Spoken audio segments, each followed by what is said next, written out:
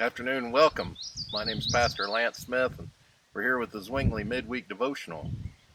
Today we're out at Marshall Bluffs Bowhunters Club, outside of Monticello, and been enamored with the birds here of late. It's springtime, and there's a lot of bird action, a lot of stuff going on. So we came out here, thought we'd film out here for a little bit and talk about bird calls. This Sunday is the first Sunday in Pentecost. It's the day of Pentecost, when the Spirit came on the believers at the church in Jerusalem, and everybody could understand everybody else's language, even though they all spoke in very different languages, had very different sounds. Everybody could understand them. And while I was thinking about the bird calls and thinking about bird calls, I thought about that story in Acts. This is Acts 2. And Acts 2:3. They saw what seemed to be tongues of fire that separated and came to rest on each of them. All of them were filled with the Holy Spirit and began to speak in other tongues, as the Spirit enabled them.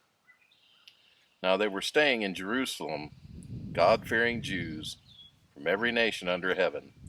And when they heard this sound, the crowd came together in bewilderment, because each one heard their own language being spoken. It's interesting, while we've been here, got this really cool app called Merlin that's on my phone, and it listens to bird sounds.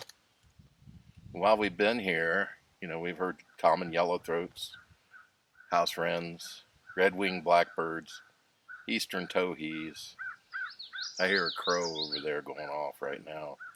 Robins, cardinals.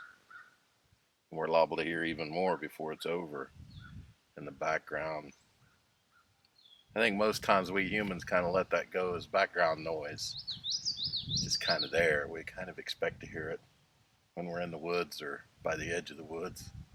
Maybe sometimes in our backyards. We don't really hear what they're actually saying. Then maybe we can understand them even though we don't speak their language. Because on a day like today, with a nice cool breeze and the sun shining, it's hard to think that they're not singing a happy song. That it's not just the joy of life that's overwhelming them, that the Spirit's filling them just like it filled the disciples and the believers back in the story of Acts. And even though we sing different songs, the meaning is still the same. Sheer joy of living.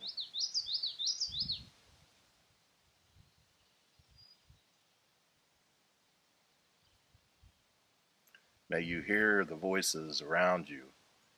May you hear that sheer joy of living emanating from every living thing that you come in contact with. And may your day be Spirit-filled. And may that Spirit move you to bring a loving, more gentle, more kind world. Amen.